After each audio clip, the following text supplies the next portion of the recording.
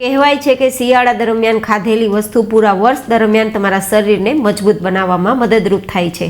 તો આજ ડિમ્પલ્સ ડિશીસમાં ઘી કે તેલના ઉપયોગ વગર એક એવી નવા વસાણાની રેસીપી તમારી સાથે શેર થશે કે જે લગભગ થોડા દિવસો માટે તમે જો દરરોજ એક લાડુ ખાશો ને તો તમારા હાડકાં તો મજબૂત થશે જ થશે, પરંતુ તમારી સ્કિન, તમારા વાળ, તમારા બોડીમાં એક શાઇન આવશે, તમારી મગજની શક્તિ મજબૂત થશે અને તમને યાદશક્તિ ભરપૂર મળશે. માઇગ્રેન કે માથાના દુખાવા જેવી બીમારીઓથી તમે હંમેશાને માટે દૂર રહેશો. તો જેમના માટે પહેલાં આપણે એક મિક્સર જાર લેશું અને જેમની અંદર કેલ્શિયમનો ખજાનો તેવા આપણે તલનો ઉપયોગ કરીશું. જો કે તલ છે તે શિયાળા દરમિયાન ખાવા જ જોઈએ, કારણ કે તલની અંદર ભરપૂર કેલ્શિયમ છે અને લોહીને ગરમ રાખવાની તાકાત છે અને પરિણામે તમારા હાડકાને મજબૂત તો કરશે જ, પણ લોહીને ગરમ રાખવાથી હાડકાની અંદર થતા દુખાવાને પણ દૂર કરશે. તો મેં લગભગ 3 કપ જેટલા તલને મિક્સર જારમાં ઉમેરેલા છે. હવે આ તલને માત્ર દરદરો પાવડર કરવાનો છે, કોઈ વધારે મિક્સર ચલાવવાનું નથી, જેથી તેની અંદરનું પેસ્ટ ના બને. માત્ર પાવડર તૈયાર થાય તે માટે મિક્સરને ચાલુ કરશું, બંધ કરશું, ચાલુ કરશું, બંધ કરશું. આવું 2-3 વાર કરશું ને તો એકદમ સરસ મજાનો અધકચરો પાવડર તૈયાર થઈ જશે. જો તમને હું બતાવી રહી છું કેટલો પરફેક્ટ પાવડર તૈયાર થયું છે. જો હવે આપણે ગેસ પર એક કડાઈ જાડા તળિયાવાળી હોય તેવી લેવાની અને ઘી તેલ ઉમેર્યા વગર આપણે જે તલનો પાવડર તૈયાર કર્યો છે ને તે કડાઈમાં ઉમેરી દઈશું અને હવે ગેસની એકદમ ધીમી ફ્લેમ રાખશું અને સતત આ તલની અંદર આપણે ચમચો ચલાવીશું અને શેકીશું. આ રીતે શેકવાથી શું થશે મિત્રો, 1 જ મિનિટમાં તમારા તલનો પાવડર શેકાઈ જશે, જેથી તમારો ગેસ પણ બચી જશે. અને બીજા નંબરમાં આ રીતે શેકવાથી અંદર સુધી તલને દાણે દાણો શેકાવાથી એકદમ સરસ મજાની સોંધી સુગંધ પણ આવશે અને વેરાયટી ખૂબ જ ટેસ્ટફુલ બનશે. હા, એક વાતનું ખાસ ધ્યાન રાખવું કે આ રીતે સતત ચલાવવું અને ગેસની ફ્લેમ ધીમી રાખવી, જાડા તળિયાવાળી કડાઈ લેવી, જેથી આ પાવડર તળિયે બેસે નહીં અને બિલકુલ બળે નહીં. જો બળશે તો એના તત્વો તો નાશ પામશે જ, પણ તે વેરાયટી ખાવામાં પણ મજા બિલકુલ નહીં આવે. તો આ રીતે તલ આપણા શેકાઈ ગયા છે. ટેક્સચર હું તમને બતાવી દઉં છું, થોડું લાઇટ ગોલ્ડન કલર પર આવ્યું છે, વધારે ડાર્ક કલર ના થાય ખાસ જોવું. થોડું આ રીતે ચમચાની મદદથી આપણે જોઈએ ને તો પણ ટેક્સચર આપણે સમજાઈ જાય. હવે આપણે બીજું સૌથી વધુ હેલ્ધી કહી શકાય તેવું આપણું ઇન્ગ્રેડિયન્ટ્સ છે 3 કપ જેટલા ટોપરાનો પાવડર. પણ હું અહીંયા 1-1 કપ કરીને ઉમેરું છું, જેથી આ રીતે તલ સાથે ટોપરું મિક્સ પણ થતું જશે અને તલ ગરમ છે, કડાઈ પણ ગરમ છે અને ગેસની ફ્લેમ ધીમી છે તો શેકાઈ જાય. આ રીતે ટોપરાનો મેં પાવડર તૈયાર કર્યો છે. તમે થોડું મોટું ટોપરું હોય તે પણ તમે લઈ શકો છો.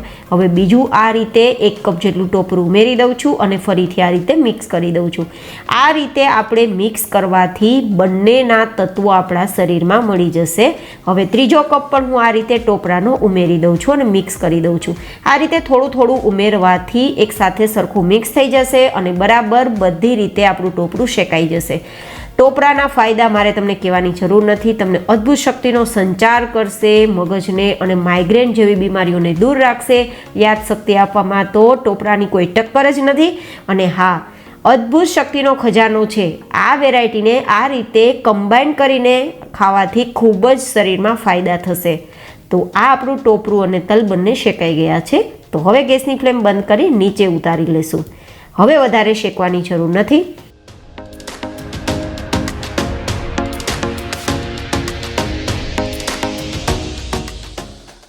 હવે આપણે લગભગ અડધા કપ જેટલું પાણી લેશું. મેં અહીંયા 3 કપ જેટલા તલનો પાવડર અને 3 કપ જેટલા ટોપરાનો પાવડર, કુલ ટોટલ 6 કપ જેટલી વેરાયટી છે આપણી. તો તેમની સામે માત્ર અડધા કપ જેટલું જ પાણી લેવાનું અને પાણીને આપણે હલકું ગરમ કરવાનું. ઉકાળવાની જરૂર નથી. થોડું હલકું પાણી ગરમ થાય પછી આપણે સૌથી વધુ હેલ્ધી ત્રીજી આપણી સામગ્રી કહી શકાય આયરનનો ખજાનો તે ઉમેરીશું. લગભગ 2 કપ જેટલો ગોળ છે. જો તમારો ગોળ થોડો લૂઝ હોય કે કુલ ટોટલ 1 કપ જેટલો લેવો, પણ જો છૂટો ગોળ છે તો તમારે 2 કપ જેટલો લેવો. આ ખાસ ધ્યાનમાં રાખવાની સામગ્રી છે, નહીં તો તમારું આ વેરાયટી છે જે બનવી જોઈએ તે ફોર્મમાં નહીં બને, એ ખાસ જોજો. હવે આપણે ગોળ અને પાણીને એક ઉફાણ આવે ત્યાં સુધી ઉકાળવાનું છે. તો ગેસની ફ્લેમ ધીમી કરી દઈશું અને થોડી વાર ચલાવી અને પાણીને ઉકાળી લઈશું માત્ર 1 વાર.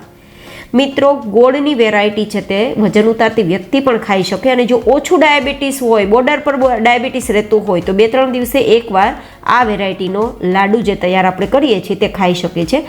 આટલો હેલ્ધી આ લાડુ તૈયાર થાય છે. હવે આપણે આ રીતે થોડી વાર ચમચો ચલાવ્યો તો આપણું ગોળ અને પાણી બંને ઉકળી ગયું છે. તો હવે ગેસની ફ્લેમ એકદમ ધીમી કરી દેવાની છે, અને આપણે જે 3 કપ તલનો પાવડર અને 3 કપ જે ટોપરાનો પાવડર મિક્સ કરીને રાખ્યો છે ને, એ 6 કપ જેટલું મિશ્રણ આમાં ઉમેરી અને સતત ચલાવવાનું છે. ગેસની ફ્લેમ બંધ નથી કરવાની મિત્રો, ધીમી રાખીને મિક્સ કરવાનું છે, ખાસ જોવાનું છે. આ રીતે તૈયાર કરશો તો તમે ઘી તેલ વગર વેરાયટી તૈયાર કરી શકશો, અને ટેસ્ટફુલ વેરાયટી તૈયાર થશે જ, પણ તમને હેલ્ધી હોવાથી ઘણા બધા ફાયદા થશે. અને વજન ઉતારતી વ્યક્તિ માટે, ક્યારેક ડાયાબિટીસના પેશન્ટને ખાવું હોય તો એમના માટે પણ બેસ્ટ રહેશે. આ વેરાયટીના કોઈ જ નુકસાન નથી, બોડીમાં ક્યારેય નુકસાન થશે જ નહીં. હવે આપણે આ વસ્તુ સતત ચલાવીશું અને કડાઈને છોડવા લાગે ને ત્યાં સુધી આ રીતે મિક્સ કરીશું.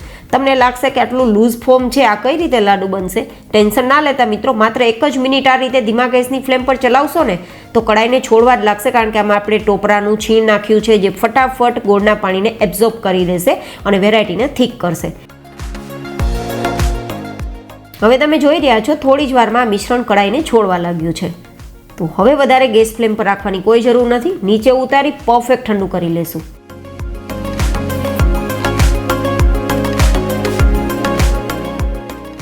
હવે આ ઠંડુ થઈ ગયા બાદ તમે આ રીતે લાડુનો શેપ આપી શકો છો, અથવા તો કોઈ પણ પ્રકારની પ્લેટમાં પાથરી તેના ટુકડા પણ કરી શકો છો. લાડુ કે ટુકડા ના કરવા હોય તો તમે કોઈ પણ એરટાઇટ બોક્સમાં ભરીને ચમચી દ્વારા ખાઈ પણ શકો છો.